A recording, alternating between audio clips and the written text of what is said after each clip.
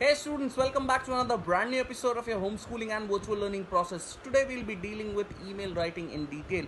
But before we get into the business, let's talk about the notice writing topic that we had covered in our last class. So this was your format for notice writing. I hope that you people are very clear with it. Second thing, we had also written a notice writing on a volleyball tournament.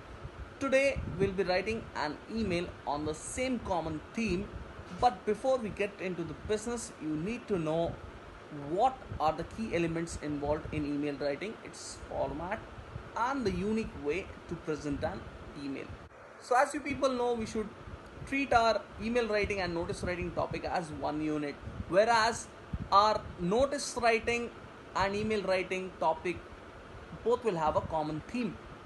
Next, it's only the target audience that is different, otherwise everything is same. Now the two key elements that will be involved in your email writing: one, it's about informing; second, it's about requesting. If you talk about your email writing will be based on the same content as your notice writing. Large part of your notice will be reflected in your email writing, whereas certain part of your email writing will be very similar to a formal letter. Now let's quickly check out the format of an email writing along with the marking scheme. So first in the lineup we have two, that is your designated person or the organization to whom you want to send an email. That is for half mark. Their email ID you need to write here. Next you have subject that must be appropriate to the given topic, half a mark for that. Salutation, dear sir, dear ma'am, half mark. Opening and closing sentence, half plus half mark. You have subscription, half mark. Overall expression, 2 marks. So students, you need to note one thing here too, that just like your notice writing, few things will shuffle up and down. Correct? You need not worry about it. I'll be telling you the tips, the tricks and the techniques how you need to present your email in your ICSE board examination. Now let's have a look at our notice writing and email writing topic together.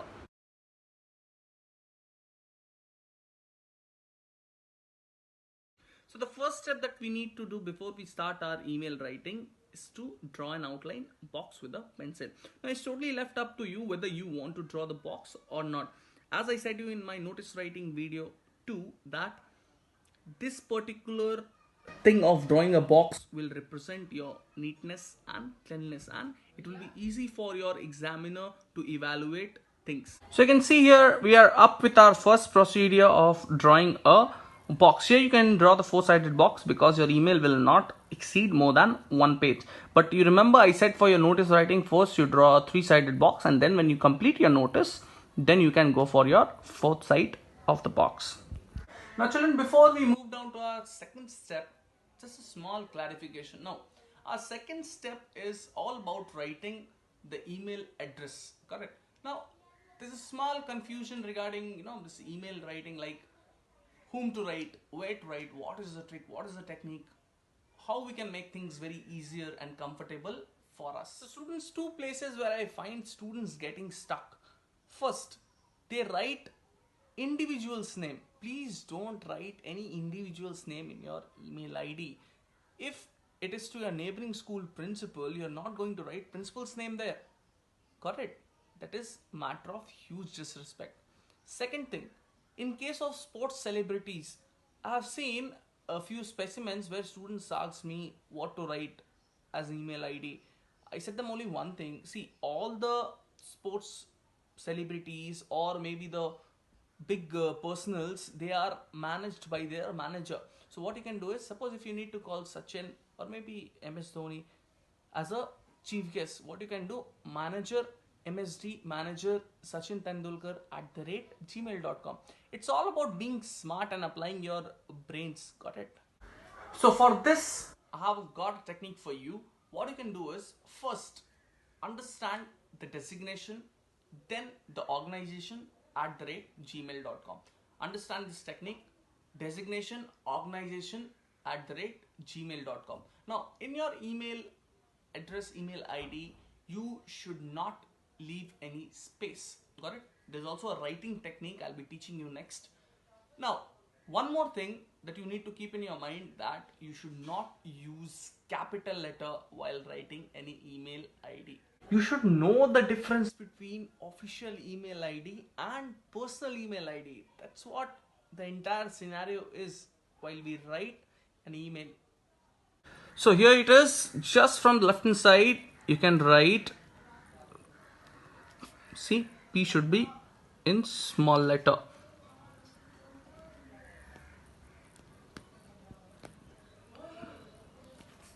Principal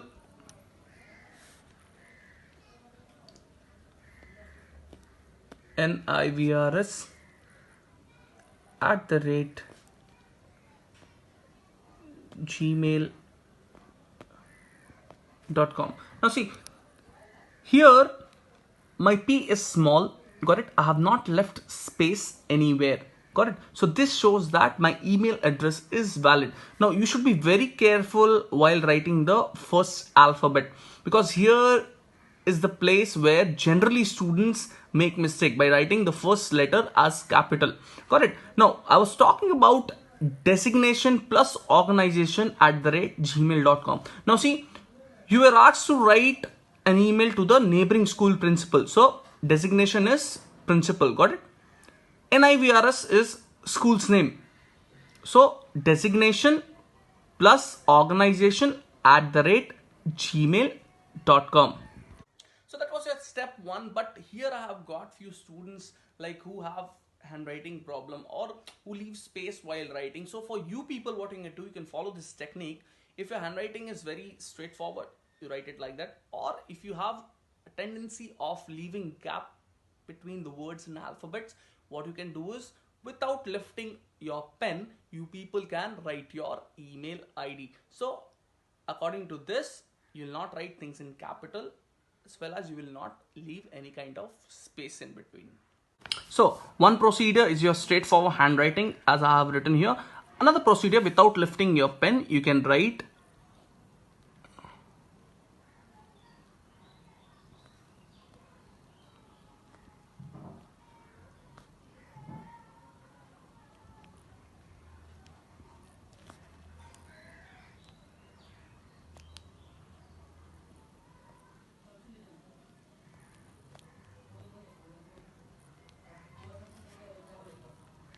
correct. This is another way of writing your email ID. So you tend not to make any kind of mistake in this procedure and even in this procedure. Whichever procedure is comfortable for you people, you can go for it. You need not worry about it.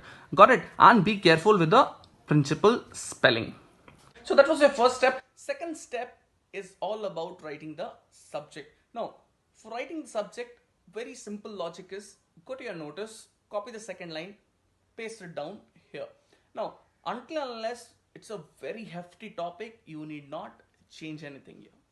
So, just leave one line gap and then come down here and write inter-school volleyball tournament 2020. That's what you have written in your notice. Just check out. It's inter-school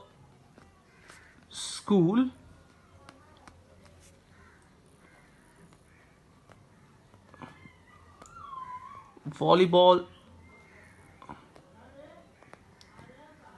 tournament 2020. That's it. We have just copied whatever we had written in our notice. The second line of the notice has been copied in the email. So your step 3 is all about writing the salutation. Now your salutation will be exactly the same what you were writing in your formal letter, but keep two things in mind. First thing, either you write dear sir, comma, or you write dear madam, comma. You should not write both together. Second thing, don't use the word respected. You should not write respected sir. Only dear sir, comma, or dear madam, comma. So that's your salutation part. Just leave one line and write dear, DEAR, leave space is capital SIR, comma. So next we have our opening sentence, body, and then closing sentence. Now another drawback that I find among students, they generally tend to copy whatever is given in ICSE specimen. Like our school is celebrating its 50th anniversary. So these all kind of things, no? See, what generally I suggest, you need to be smart. If you are not innovative, you should be smart. At least one of the two innovative techniques you should have. If you are not smart, you should be innovative. If you are not innovative, you should be smart. Correct? Now, it's not necessary that you need to write their 50th anniversary only. If it is 25th anniversary, if it is 10th anniversary, what if you write silver jubilee, golden jubilee? Doesn't make any difference. Correct? So people need to be smart. Our opening sentence comprises two things. What are those? Two things. First, talk about the topic. First thing is talk about the topic. Second thing, do show a reflection of your event. In your opening sentence, please try and talk about the request or the invitation. Don't mention unnecessary details. Got it? You have separate paragraphs. You need not mention entire thing in your opening sentence. What is there for that? So students, it's all about your presence of mind and nothing else. Suppose if we take down this particular topic, inter-school volleyball tournament. If I had to give an opening sentence for the same, I would have given, our school is celebrating or our school is hosting its 20th or 25th annual sports meet. That's it. Now here you need not copy the entire thing whatever has been given in your this ICSE specimen. Correct. You have to be sharp. Your presence of mind should be very good. Now even I have found in notice writing this time also in pupil analysis what they have given. You have copied down war of words for everything. So the topic was inter-school quiz competition somewhere and you people have written war of words straightforward. This doesn't make any sense. Ultimately it shows that you people lack presence of mind. You don't have that adequate skills to innovate things. Got it? So be a bit sharp and think what you are doing or writing. So you can check out your opening line that I have written here. Our school is celebrating its 25th annual sports meet this year. As a part of the celebrations, we are hosting a series of competitions and tournaments. We are beginning with Let's Play Volleyball. Remember, you have written the same thing in your notice that only we have copied down here, comma, and inter-school volleyball tournament. So that's done. Students, even you can directly address yourself while you write the opening line of your email. Like, I am Mahesh Agarwal, debating secretary, or in this matter you can be a sports secretary, student council, this particular school. Got it? These are all smart ways of writing your opening line. So the ones who find that thing difficult, for you people, see, there's something easier. I am Santosh Roy, comma, the sports secretary of the student council, new in this school. Full stop. We are conducting an inter-school volleyball tournament for the students of classes 8, 9 and 10. See, your topic is totally clear, what you want to write, and even the reflection of your event is also specified here. So now let's talk about the body of an email. Now see, understand one thing. First theory, the content of the notice forms the content of the email. Correct? So whatever you have written in your notice, whatever details you have mentioned in your notice, the same thing you need to copy and paste it down here. Along with this, please do add one or two more details. Correct? So now you can check out your body for the notice. See, this is to be held on 11th May 2020. The same thing that I had written in my notice, the same thing I have copied down here, comma, from 9 a.m. to 12 noon, the same thing what I had written there, at the school volleyball court, comma, XYZ school. You need to mention your school name here. Since I had mentioned my school as XYZ in the notice, so I have mentioned the same thing down here. You need not write XYZ school. Whatever is your school's name, you need to mention it down here. Okay, then full stop. Please do send your senior volleyball team to participate in the event.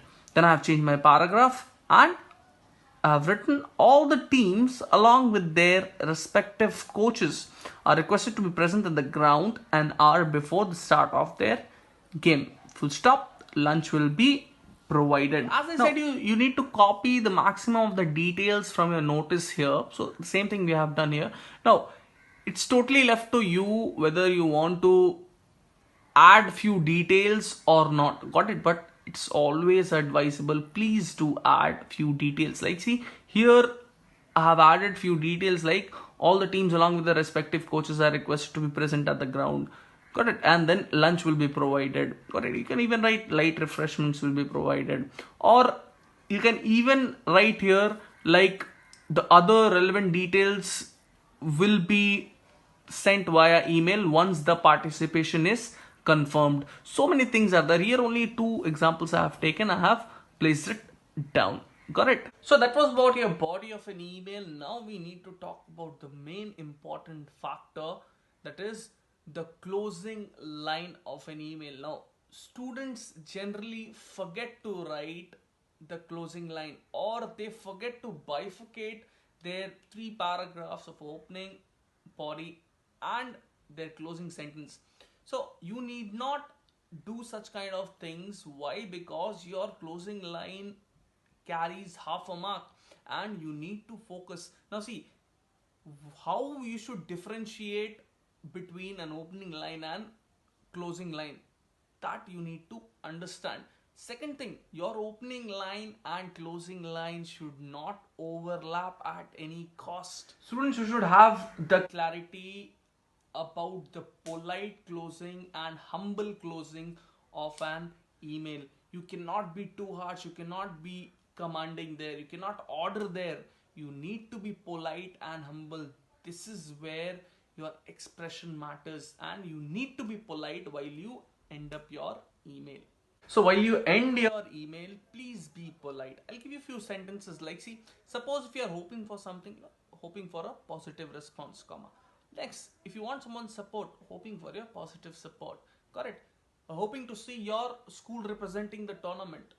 Again, one thing, anticipating a positive response, looking for a positive feedback. So many things are there. Just write one out of them and get your half mark secured. I'll be giving you the list right now. You can copy it down.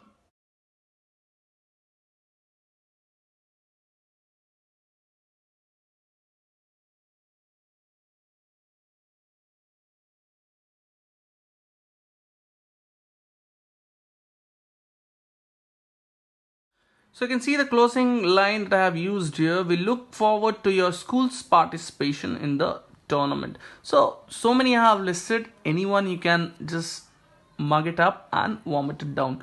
But be careful about the commas. Be careful about the full stop. Got it? Next you have thanking you, comma, just like your formal letter.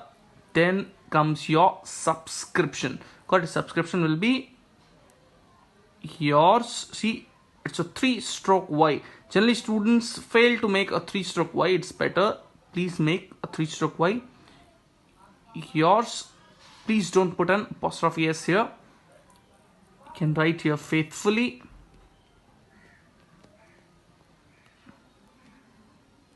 comma, your full name.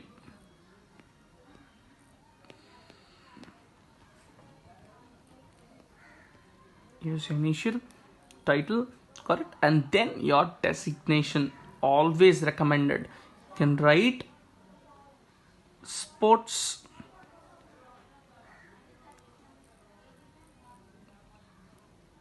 secretary and your school's name, comma, your school's name, correct. That's your subscription.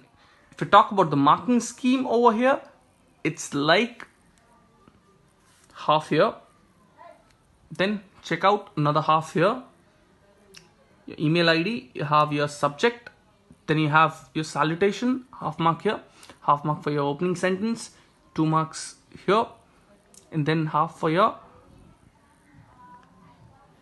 closing, and then another half here for subscription. So the entire thing is correct. You definitely get 5 out of 5.